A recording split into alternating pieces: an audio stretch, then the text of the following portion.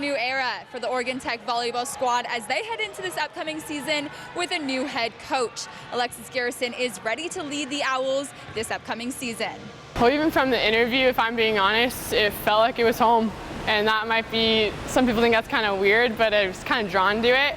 As soon as I stepped on campus, it was perfect. The department was awesome. The girls made it so welcoming. It made my transition easier than I ever would have expected. Garrison is used to establishing a winning culture. The former Evergreen State player and coach led the Geoducks to the Cascade Conference Championships last season. I want to make a point. I want to set a standard. I have high expectations. I always do, even at my previous school. These girls are phenomenal. I think they're better than they realize, and so my goal is to make a point and do everything we can to succeed. Joining Garrison is the Owls' new assistant coach, Tasha Hungate. She brings previous collegiate volleyball experience to OIT as well. I'm looking forward to not only being on the court and helping coach and build character with the girls, but also just being around the sport and really get to see them not only grow on the court, but off the court as people, humans, and academics as well. Oregon Tech finished 15-13 overall last season, missing the conference tournament. The team tied with Lewis Clark State for 6th place in the final standings. It is completely different than what they're used to.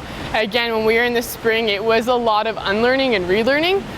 Having that growth mindset, we have to have a quicker tempo. We're not one-dimensional anymore. We're going to be three-dimensional, which I'm kind of excited about. Honestly, we're kind of focusing on the fundamentals to get those going and then really just strengthening everything else.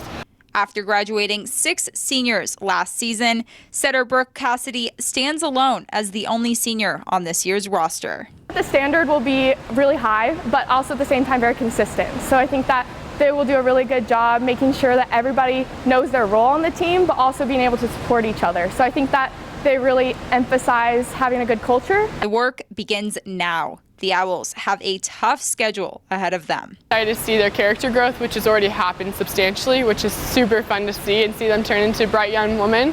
That's what I'm most excited about. They're doing amazing on the court, and they are also always talking. They are giving it 100%, and they are just amazing people. That is one thing that is amazing to coach. The Owls will officially hit the court September 1st for conference play against Eastern Oregon. Until then, they have a few invitationals to get themselves ready for the season. For now, reporting from Klamath Falls, Madison Murray, Newswatch 12 Sports.